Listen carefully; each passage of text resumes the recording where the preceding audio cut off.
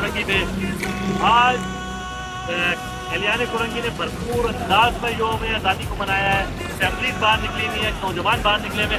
कल रात से ये सिलसिला जारी है, लोग मुस्तकिल तौर पर सड़कों पर हैं, लोग आज़ादी का जश्न मना रहे हैं और उन लोगों की इन्वेस्टमेंट को डुबो दिया है, उन लोगों की करोड़ों की इन्वेस्टमेंट को डुबो दिया है जिन्होंने सोचा था कि शायद एक कौम के नौजवान को सोशल मीडिया में प्रोपेगेंडा करके वर्गला सकें कि वो अपने इदारों से दूर हो जाए, अपने मुल्क से दूर हो जाए। लेकिन उनका प्रोपेगेंडा, उनकी ये मेहनत डबरडूस हो गई है। उसका जनाजा निकाल दिया कुरंगी की आवाम ने। कुरंगी की आवाम ने भरपूर तादाद में जश्न आज़ादी मना के सबूत दिया है कि कुछ भी हो, कुरंगी के लोग पाकिस्तान जिंदाबाद वालों के साथ हैं, पाकिस्तान के साथ हैं, इस मुल्क के इदारों के साथ हैं, इस मुल्क की सालियत के साथ हैं।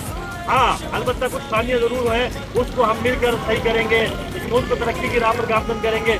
लेकिन सबसे पहले पाकिस्तान और पाकिस्तान जिंदाबाद।